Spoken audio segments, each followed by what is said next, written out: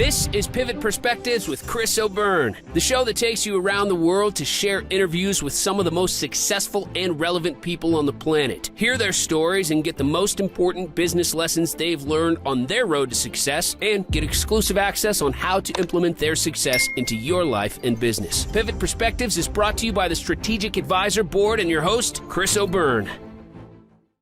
Hey, are you looking to scale your business from 5 figures to 6 figures or 6 figures to 7 figures?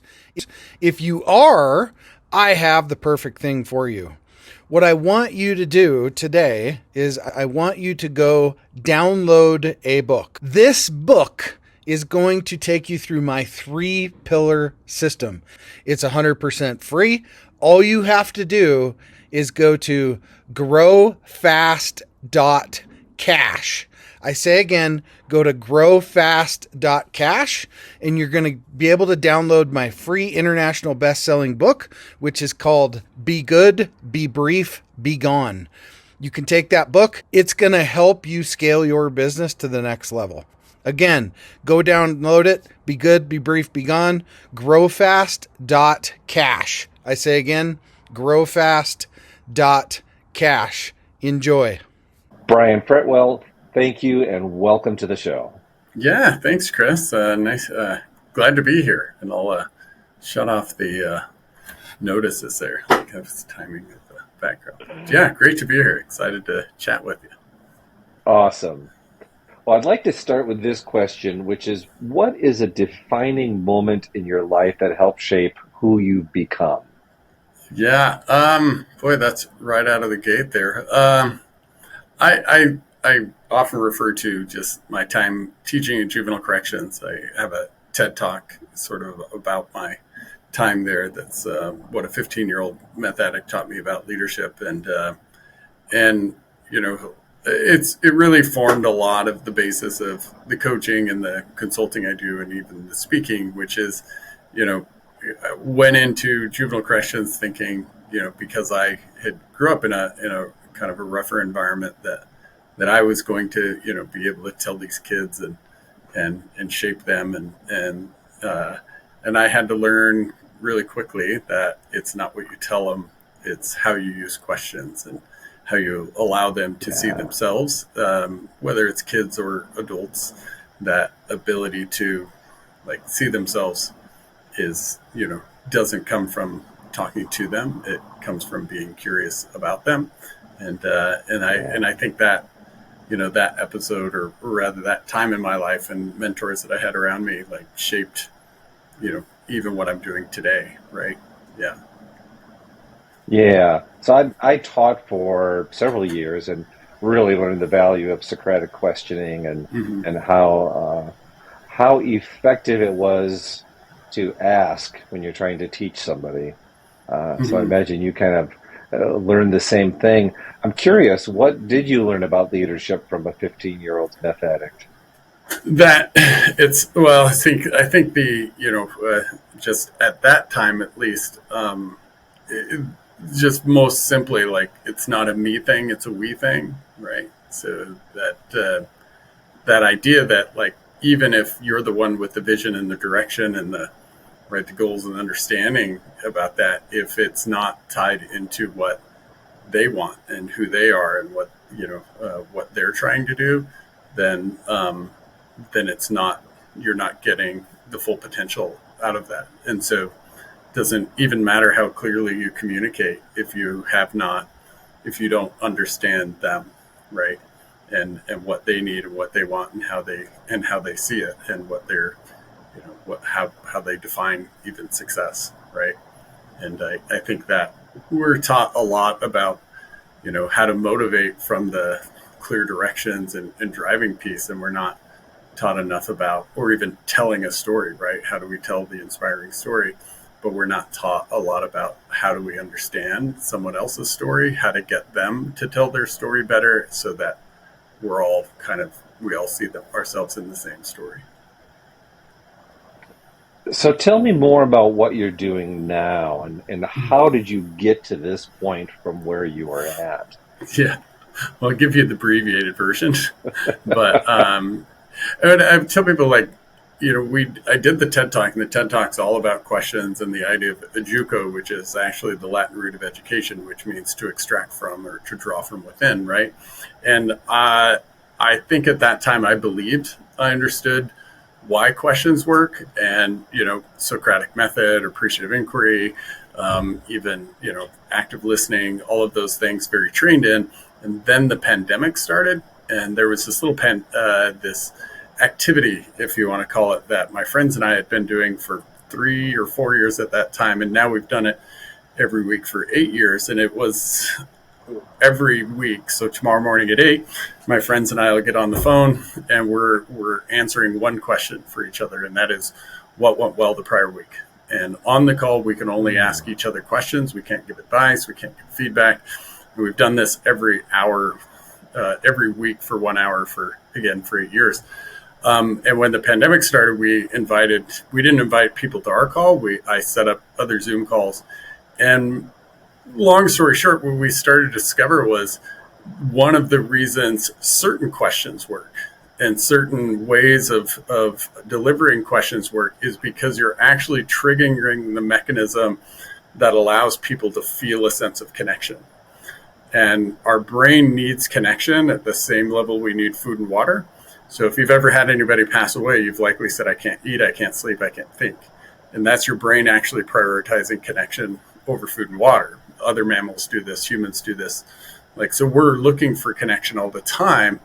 And what we kind of accidentally stumbled into and discovered is everybody knows how important connection is. Not very many of us can articulate when and how it's actually being created. We have some ideas, but if connection is super important in our business, in our sales, in our relationships, how do we measurably understand that we're creating it? And so we kind of set out to, the more we start understanding connection and then this problem with loneliness and disconnection, it actually started changing the way we looked at questions, so that how do you use connection, or questions rather, that allow that sense of connection to be created. But then in what we call the data you're gathering, how do we use that to drive, if you will, increase connection in a culture, in a relationship, in an organization, again, using that kind of inquiry technique that we developed. Yeah. Okay, so there may not be a good answer to this question, but why is it you think that we are this way?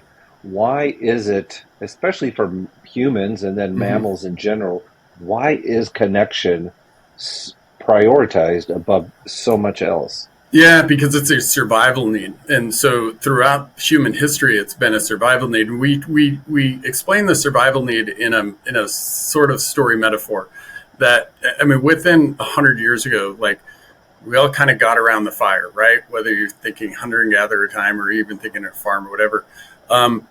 But we understand that with more people around, we're more likely to survive in terms of sharing resources, right? So if you and I are in the same tribe or pack, and you go hunting and I go hunting, we pool those resources, we're much more likely to survive because we can, with larger numbers, defend against the other packs, all of this stuff, right? So we understand that we're much more able to survive if we have other people around us, and we can agree with them, if you will, right?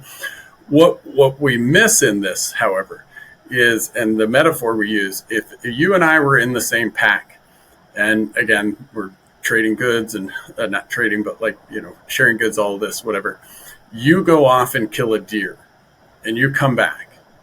What we think about, we stop at the value that we're delivering there. I eat the deer, you eat the deer, we celebrate, we say, good job, Chris, this is awesome. And we think that it's the exchange. But for me to survive, right? Or rather for me to increase my chances of surviving, the deer is important, but your experience of how you got the deer is more important. So my brain, so when you come back with the deer, I need to know how you got it, how you got over, how you didn't get killed by the bear, how you found the confidence, where you looked and how you looked, every bit of your experience being successful with the deer or going out hunting deer and coming back and not getting killed, every bit of that experience like increases the chances that I'm going to survive because it helps me, it gives me a better understanding and an idea. And so in this exchange, two really interesting things happen. One, your brain does something it doesn't do on its own. So if you think about like big goals that you've achieved, there's a likelihood that right after you achieve the goal, like within an hour, you started thinking about what you needed to improve, what you could have done better, what you didn't do good enough, right? That's our default mode network sort of does that automatically. Our brain by ourselves, we look at the thing we did and we amplify what we did wrong. But when someone says, tell me about what you did right, we amplify that story. And by ourselves, that story does not get amplified anywhere near the degree it does with another human being. And so what happens in this exchange is I'm getting value from your story, and you're actually clarifying the story in your head that has the most value. We call this the exchange of value. This is where we believe that sort of, and this is not just our belief, there's a lot of neuroscience, like that story is sort of like borrowed from neural anthropology, right? Like an explanation of why we prioritize connection. But so it's that idea that when you're able to share a story about your actual lived experience that brings value to me and also brings value to you, that's what our brain is looking like. That is the triggering mechanism of what we call higher levels of connectedness, right? So most people will agree connection is important, and there's a lot of information out there about how to create connection, how to network, how to whatever. But how do we best prepare ourselves to be open and take advantage of, in a good way, our connections? I think I don't know about. So I'll answer the first part, like being open to. One of the things we teach that is a little tough initially for people to go is we're taught to tell our story well, right? But we're taught to be passive when others are telling their story, right? So you've likely went home and said, "How was your day?"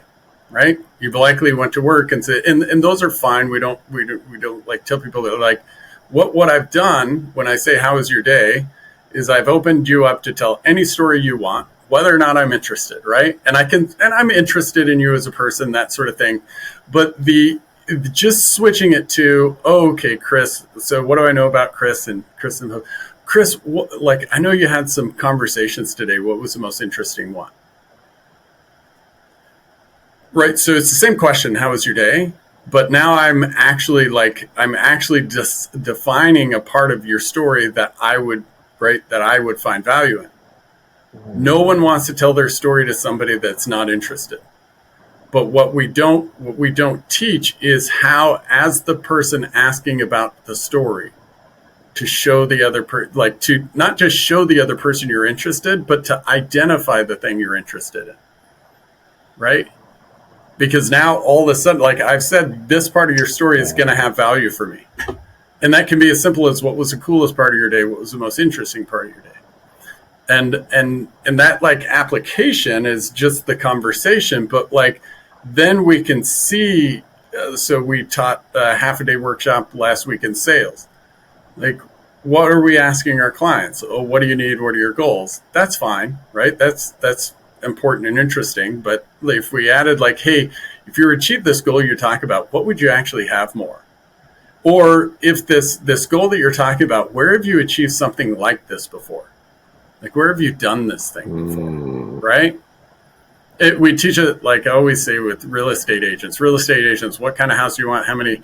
But like, if you keep asking that, that's fine. You need that information. But if you throw in a question like, hey, Chris, of all the places you've lived, can you describe to me which one felt the most like home? The information I'm going to get out of that conversation, we tell people write it down, because this is the thing that the person actually wants. But also the story you're going to get out there is going to help you not just understand that client, but understand, like, it's a active learning position for it's where did you find the blueberries? Like, my job in this case, if I'm a real estate agent, my job is to help people get into the place that's going to make them feel the best and most alive and all of these things, right?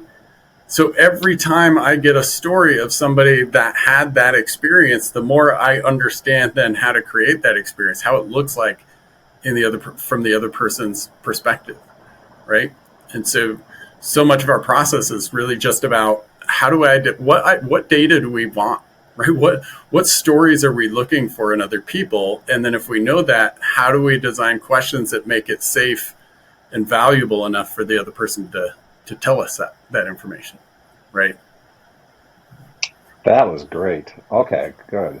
I'm glad I asked the question. There was a lot of good stuff in there. So tell me more about finding good. What do you want to know? What is it? So Finding Good is the name of the company, and it's sort of also the name of the framework that we designed. And the name of the company, and I tell this, there was so much of so 2.5 years ago, my father took his own life, and the name Finding Good came 2 weeks after that, or about a week and a half after that. I hadn't slept in a few days, and I was literally at the office about 3 a.m. And I just had this realization that, like, so many of these questions that we were coming up with at the time were questions that my dad asked me all the time. Now, he didn't use the questions in the form, but he was interested in the data, meaning, what was the best thing that happened to me? Like, tell me about this success and tell me about how you got it. Like, he was interested in the story all the time. And so we came up with the name Finding Good specifically because it like Nike's Just Do It is me telling you what to do, right? Finding Good is just, here's what I'm doing, right? Like my job is to find good. And so that kind of outlines the process to a degree. Like, I'm going to find the good thing in you based on what, right, I'm interested in. And it also pushes into that idea that we have that loneliness and disconnection is actually an illusion your brain creates. There is nobody you can't connect with. If you understand that we're connecting at the human level, right? Yeah. But what we do at Finding Good is we have a framework for teaching salespeople, leaders, other coaches, parents, how to, like, measurably and consistently build connection into their organizations, into their sales process. And we really reinforce that, like, if it isn't built in there measurably and consistently, meaning, like, here's where it lies on the calendar, here's sort of the information we're getting, and here is how that information is going to help us all, right? Then and that sounds like we're taking this concept of connection that should be naturally happening and putting it into into sort of a like operational framework, and that's exactly what we're doing. But we find that, like, when we do that, then connection can happen at higher levels. And if we just expect connection to happen, or we just do it every once in a while, we're just intentional about it every once in a while, the research, just the data in the, in our society tells you it is absolutely not happening, right? And in fact, a lot of the ways we've been taught to connect leave us more disconnected. So I'm always fascinated by these types of business models and how to, create revenue from this process. Do you primarily work with sales teams? Are they your main customers? No, we work a lot of organizations and teams. So the leadership component is probably the biggest. The sales is recent. So we've worked a bit with Air Force groups. We've worked with some Fortune 500 groups, and we do multiple. So we generally just we have workshops that people can engage in that are very functional. We have outlines like the success map, which identifies like the 5 universal questions, and then things like how to make connection when you're talking about goals, how to make connection when you're talking about how to build connection rather into the process of talking about progress or improvement or feedback, how to do it in planning, right? So simple kind of applications. But our implementations we have a certification course that people can go through. But when we're talking organizationally, it can include like an assessment. So we've done, interview their people, see how the interactions are going, and give them an idea of like, here's the sort of level of connectedness. We've identified 5 different sort of cultural, like levels, right? So we don't think of connection or not connection. We think of how much or how little connection is happening. And so we can assess it and then kind of come in with like some sort of like, here's what you would do, but also reinforce that with training and coaching for people to be able to implement the process, right? So I'm also fascinated by how these business models develop and grow. So how did you start? I mean, what was the genesis of what has now become Finding Good? Yeah, so it's, oh man, yeah, now we're getting into trauma, right? Just so, and I say that tongue in cheek, but it's really been like, and I was just discussing with a client this morning, like we started at sort of the most complicated part of the model. So we started with these questions, and we saw the development potential because we had like 250 people on this like experiment that we did when the pandemic started. These inviting folks to a Zoom call to sort of do what my friends and I were doing. Like that exploded into, every Friday we had more and more people, and then we were doing more and more questions. And so you would get on the call with somebody maybe from Dublin who you've never met, and you would ask them what was the best part of your, or what's the best thing that happened, or what's the best thing you did, right? Different iterations. And for 10 minutes, you can only ask that person questions. I decided to stop. I used to do leadership work and culture change work with neuro leadership and Centis, all brain-based consulting companies out there. And I actually stopped that work to start to explore this. And so the last 4 years has been not just like an entrepreneurial venture, but also we are literally creating a new process, right? So there's this R&D thing happening, the entrepreneur thing happening, and we've been wrong a lot about what the best way to bring this to market is. But we're as we're here, we're finding easier and easier ways for people to implement it and apply it.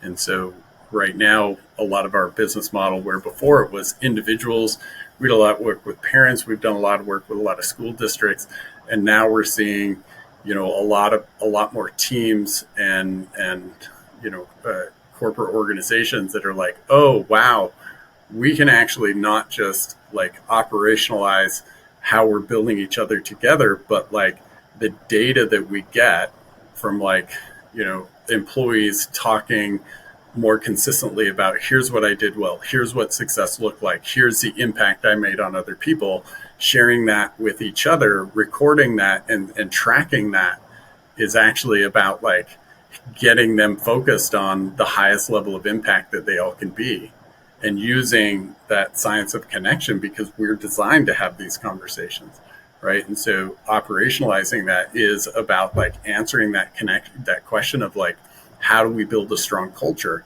How do we build more connection into that culture? And so we're seeing a lot of kind of, I'm doing a lot more where it's coming into an organization with a more broad, not just here's 1 or 2 workshops, which we're happy to do. It's actually like, let's actually see what you're doing, see where you're already building connection, and then like kind of come up with a solution that helps you, purposely build off of what you're already doing. So let's take one of the segments you work with, the sales team, Mm-hmm. and what is it that they are really struggling with?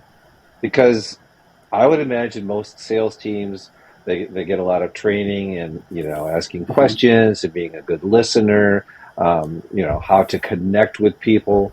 Yep. But what have you found that they are really struggling with? Burnout. Burnout and a sense of disconnection in themselves. So when I said earlier, like a lot of the ways we've been taught to connect are actually creating disconnection. Sales is probably the biggest area. Like we're taught to find something in common with the other person, like research them, like act like we're, you know what I mean? Like, oh, you like football? Me too. Well, maybe I do, maybe I don't, right? And a lot of and then the questions we have to ask are about just data gathering. All of that's important, but I talk to more and more salespeople. Like if I'm in a group of 20, I can tell you 15 of them are feeling like, man, this interaction, like my sales process feels really transactional at times. I don't always feel like I feel like I can make them feel better and I feel worse. Right? Like, so it's really so what we tell people is connection isn't happening unless it's happening both ways. Low levels of connection are happening. Oh yeah, I like this team too, or I'm in the same political persuasion as you, whatever that like things we have in common. Those are low level like signals of connectedness, but like the connection that happens again when you're asking, the client about their goals and then like, tell me where you've done this before. Like for instance, like a financial advisor, like the financial advisor is taught to identify the problems, identify the goals, right? But what happens with the clients in front of you when you look in and ask them like, tell me about the best financial decision you made. And if it's a couple, like, tell me about what strength you brought that made that decision happen.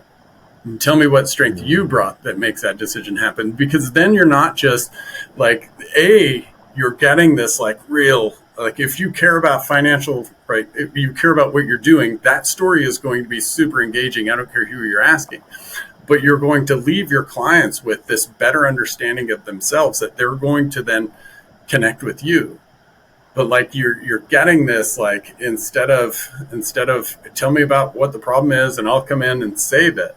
Like, yes, tell me about the problem is, we're going to deal with that. But like, tell me about, again, tell me about what you've done well, what you're proud about, what you would do again. Because now I'm going to understand my clients better. I'm going to understand all clients better. And then I'm going to be able to provide you a much, much better solution. Right? Yeah. Looking to grow your business beyond 5 figures, 6 figures, 7 figures plus? What I want you to do is go download this book. The title is called Be Good, Be Brief, Be Gone. It will help you grow your business past 5, 6, and 7 figure. Go download the book today, growfast.cash. I say again, growfast.cash, and download the book for absolutely free. Before you come in and start training a sales team, who is it you talk to get the business? Are you talking to sales managers? Yeah, I think COOs are sales managers, right? But often we're not talking to them. So what happens, because we have monthly workshops open to the public, and then we have a pretty big presence on Instagram and TikTok, is we have the salesperson reaching out. And then we just kind of say, hey, go talk to your manager, right? Because the salesperson will be, and often it's actually the salesperson starting to implement some of the processes, right?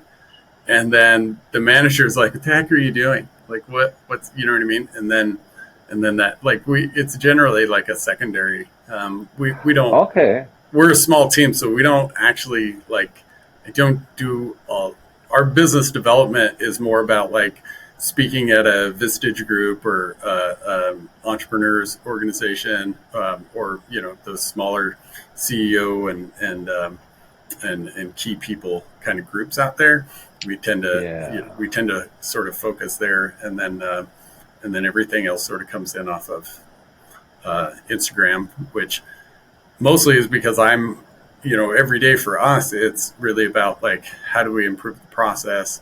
How do we use the same process to understand our clients more? So every time we have a client, we go through a success map with them, which just before this call, I was on with somebody that was in a workshop, and it's the same questions, like, what do you have more of? What was the most impactful thing that happened in the program? What did you do that made the program better? What impact has this had on you and others because of the work you did in the program, right? And so we write that down. We keep that in their file, and so that's kind of us practicing, what we preach, if you will. So when you're talking to the person who makes the decision to bring you in, what do you ask them to open them up?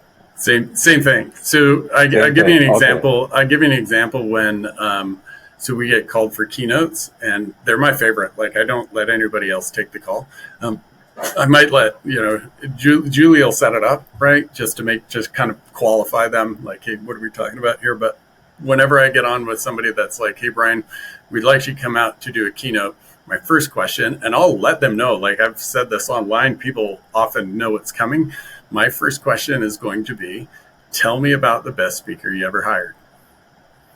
Or tell me about the best event you ever put on. If you're putting on an event for your people, I want to know the best one you've ever done. And I want to know what you did to make it so great. And I want to know what the impact it had on everybody after it was over. Because that's going to tell me so much. But first of all, I always get the coolest answers. I always tell people there's a speaker out there, I don't know the person's name, that apparently brings like enough peacock feathers for the entire audience. So I got that story from somebody when I was asking about this. I often hear them saying, the best, we actually had one recently that said, yeah, the best one we ran on our own. And I'm not doing that talk because they're doing their own.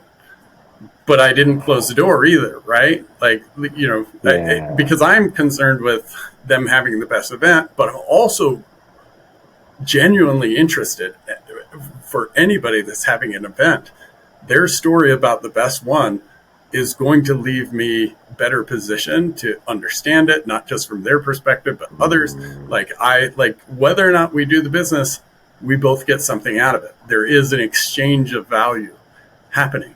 And so that, and now I look forward to them, right? Now the call isn't about a hard close. It isn't about, right, this transactional thing. Yes. Don't get me wrong. Like, we want the transaction, we want the business, right? But and it's the same with, like, if somebody downloads our Clarity Before Comments, kind of our free download, and they click yes, give me a call. Like, I look forward to those because I'm going to say, thank you for downloading it. What were you looking to get more of? Like, why were you interested in downloading this? Which that right there is going to give me, again, a ton of information, but also allow them to talk about their goals and what they're doing. And then following up, I'm going to follow it up with, like, tell me this thing that you want more of. Give me an example of where you've had it in your life. And so now I'm getting this, like, everyone is like market research, if you want to look at it that way, but it's also this chance of, like, I get people, on just a sales call that are, tearing up or openly crying when they talk about, here's what I wanted and here's what I had. And for me, if they're going to work with me in the certification or knowing that story is vital in helping them achieve whatever success they're trying to achieve, right? So you might have some unique insight to this question. If somebody frequently does, let's say, cold calling or cold messaging, what is a good way for them to really start that process? Understand what you're interested in learning. Like, it really works in any field, you're trying to get your client to do something, right? I don't care, like, maybe it's make better financial decisions, maybe it's be a better leader, maybe it's whatever the case might be.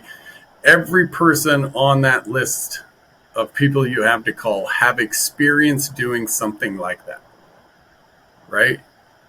And the more you understand about why they wanted to do that, which is, tell me about what you were actually looking for here and how they've done it, the more you know what you're solving, right? Oh, I used to, if it's a leadership client, boy, I was really good with these kids one time, or I had this one group and we were all firing on 8 cylinders, but I'm just struggling now with this new group. Oh, cool. Tell me about what worked with this other group. Right. And so whatever I'm calling him on, like there's a guy out here that does solar stuff. Right.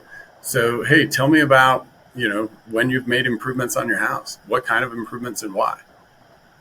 Because again, like, and not just asking that to make them feel better, write the answers down, because you ask 100 people and now you have a data set that you can actually go and examine. And if you start seeing the same word over and over and over and over again, that's like the value of understanding, like, oh, heck, we were saying, if I'm thinking about the solar company, oh, we were saying sustainability and these people were talking about efficiency.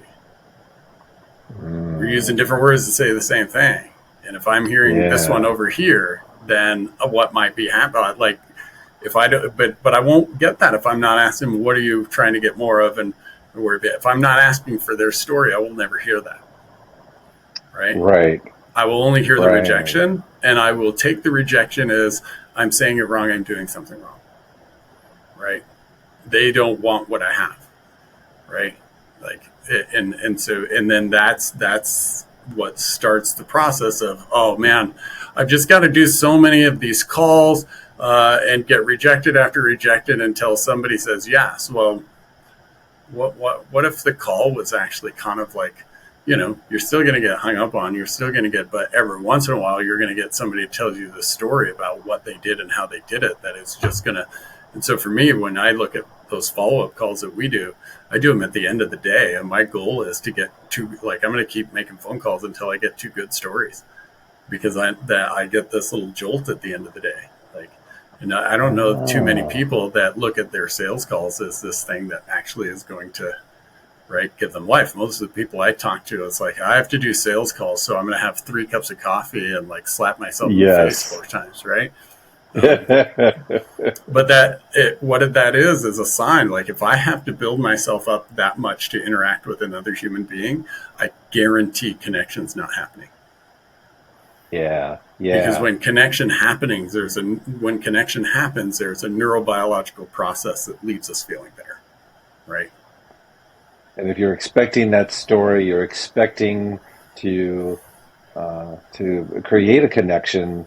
That energy is going to come through in just how you talk, what you ask. Yeah, because you're excited to look for it, right? I can't wait for the next person to call about a keynote and me find the next, feather story, right? Yes. Or we get off in the weird stories and it's great. So you have a book, Experts of Our Potential, a story that will change the way you deliver value. Why did you write that book? Yeah, I wrote that. That book is sort of like a little prior to the TED Talk. But I at that time, I had written 3 other books that have never left my laptop.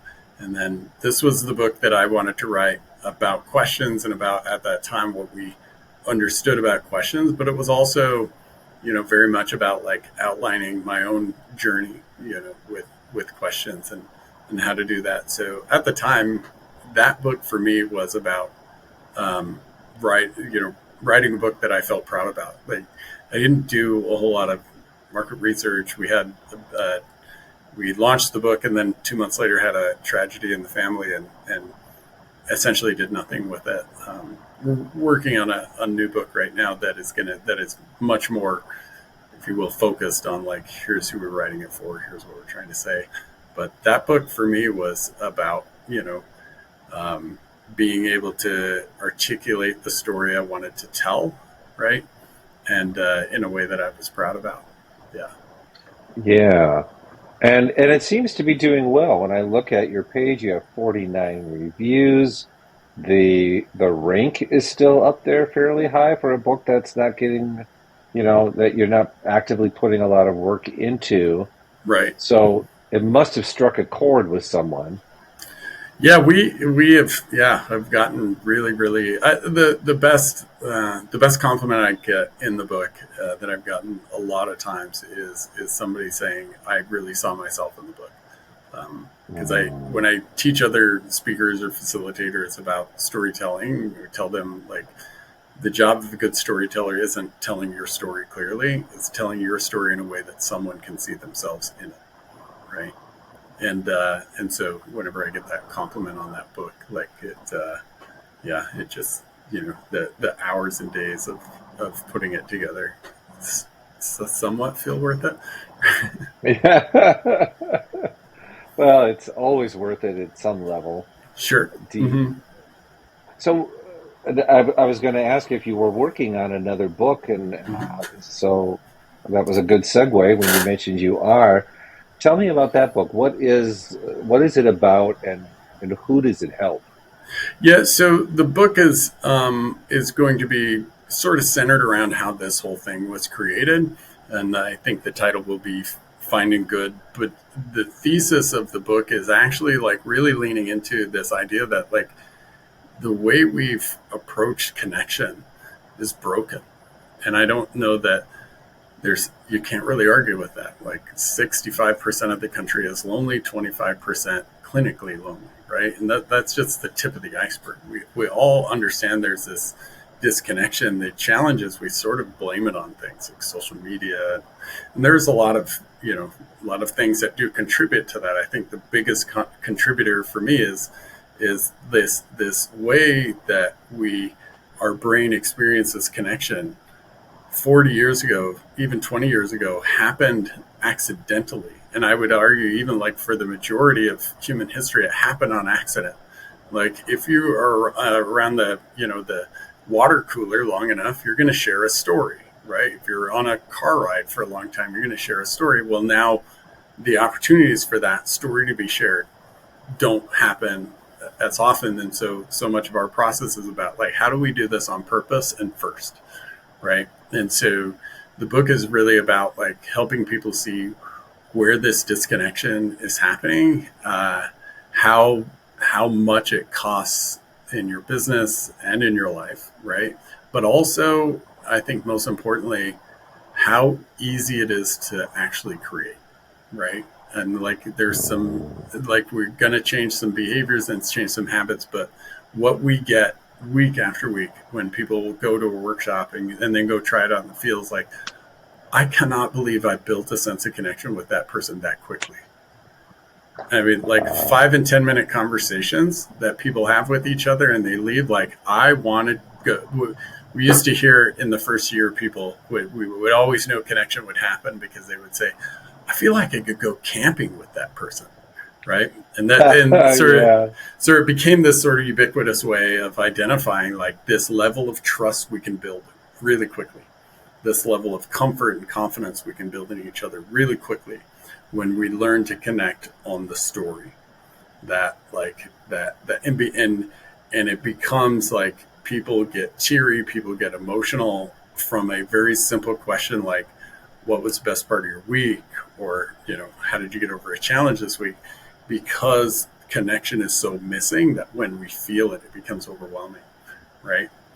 And but the impact of it, right? Like salespeople that come back and are like, oh wow, it's like I breathed new life into my business. We have some one of our early certificate people who's like, I have to work half as much. He was like, relationship building requires half as much time now because I'm able to like get right to it. And he was like, I've been about relationships my whole life. And like, this is just easy. It's more, again, intentionally doing what we're all unintentionally trying to do. Right. Yeah. Yeah. So what are you doing differently with this book that you learned from your experience doing the first book? The uncomfortable thing of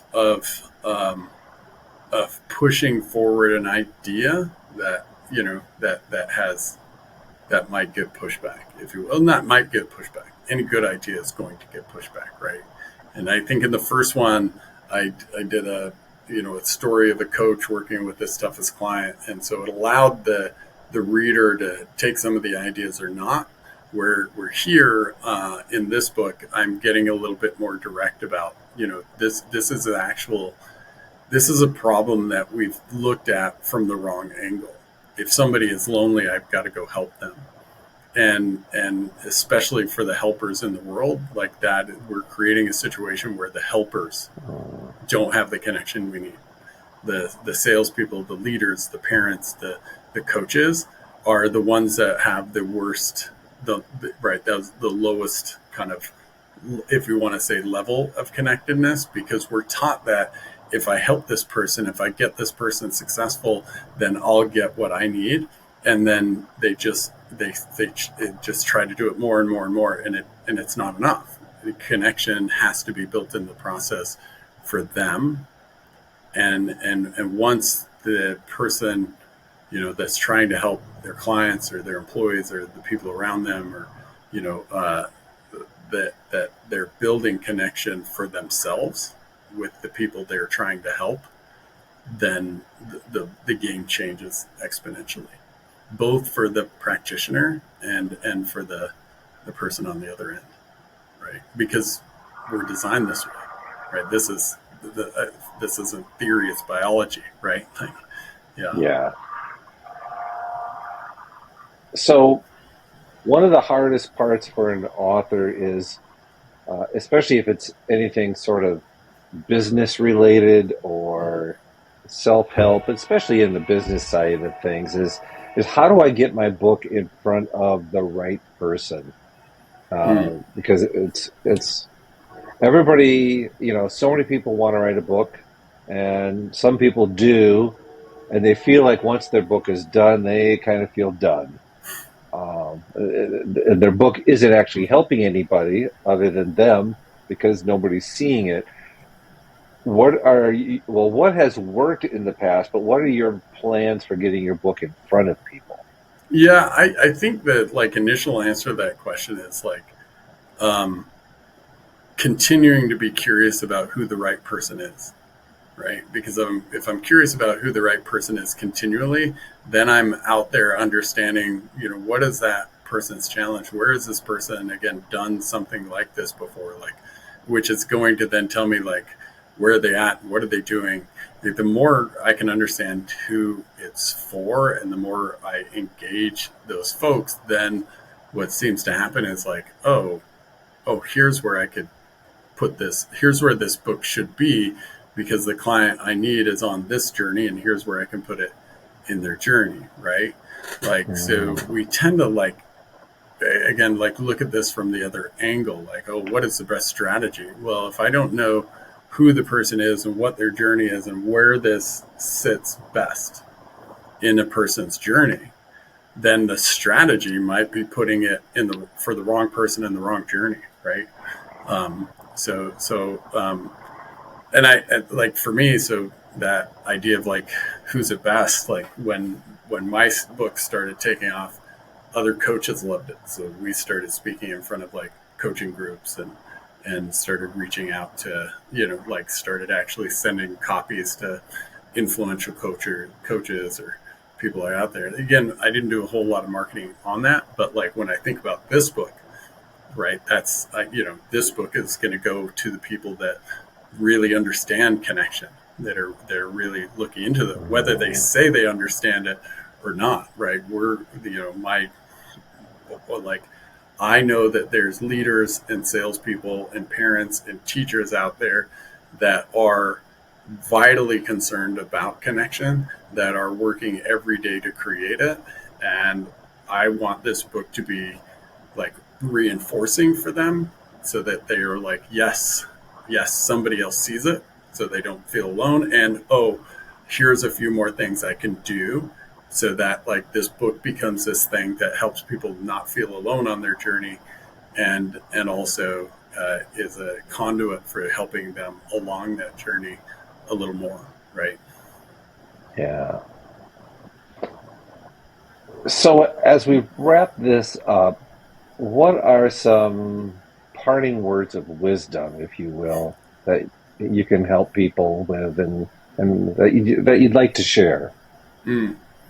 Uh, I might just leave with the one of the most helpful questions that we found through all of this. That like the, and I think of it this like after my father passed, like like the business was failing. My life was kind of unraveling a little bit, and I couldn't talk to anybody about it. Like, and part of it was sort of made worse because I knew what I was supposed to be doing, right? I've helped people through tragedy. My wife is a counselor, right? Like I understand it, which actually led to this shame of not talking about it that kind of got worse, right? Oh, yeah. We in this process, what we found is if you understand the value of the other person's story, then there's a way of actually like getting help without ever having to ask for it. And it's simply like asking someone around you, where have you gone through something like this before? Right? Like, so if I'm having a hard day, like I can ask somebody like, hey, tell me about how you pulled yourself out of a really crappy day. Now, notice I didn't say, tell me how to, because I'm not going to listen to that. No, and nobody else on this call is going to listen to that. They're going to act like they're going to listen to it, but their brain is going to be pushing back. But just tell me like, hey, in the last week, what's the crappiest day you had to work through, and how did you do it? Right? Like, hey, in the last year, has there been like some low days that you had to really pull yourself back in, and tell me how that happened? Right? Because what happens is like you saying, yeah, boy, I had this hard thing and I did these things. My brain hears your story as my own.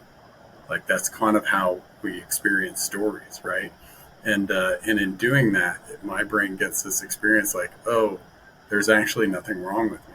Like there is this thing that's wrong, but that doesn't mean anything's wrong with me. And it allows us, it makes it much easier to then go tell our story, maybe to the counselor or whoever we need, but also not have this overwhelming feeling like that we have to hide this thing from people all the time.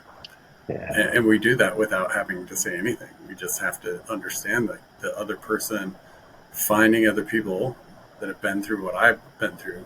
Don't ask them how to do it. Just ask them how they've done it, right? And what's cool is that person's going to feel great for talking about what they've done, right? And then, I'll feel better as well. I like that. I was hoping you'd end with a question. So where is the best place for people to learn more about you? I know you have the website findinggood.com. Yeah, that's probably the go-to there. I mean, you can find us on the socials at Brian_Fretwell on Instagram or TikTok, or find me on LinkedIn, Brian Fretwell. But findinggood.com, and we're pretty accessible. So send us a message. I'll probably ask you some questions, but yep. Yeah. I love that. Well, thank you so much, Brian. This was one of my favorite interviews. Oh, thank you. Appreciate that, Chris. This was a lot of fun. Yeah. Yeah, absolutely. Thank you so much. Yeah, thank you. Hey, we all want to scale our business. Hey, I have the answer for you today to help you do that. If you're looking to scale from 5, 6, even 7 figures and beyond, book called Be Good, Be Brief, Be Gone. I'm going to give it to you for free. All you have to do is type in growfast.cash. I say again, growfast.cash, and you can download the book for absolutely free. I hope the book helps you this year. Take your business to the next level. Again, go grab the book, growfast.cash. I say again, growfast.cash. I wish you the best, and grow, scale, and win. Thanks for listening to Pivot Perspectives with your host, Chris O'Byrne. Please leave your feedback and visit strategicadvisorboard.com to get the latest and greatest business advice on the planet. Follow us on social media for updates, and we will see you on the next episode.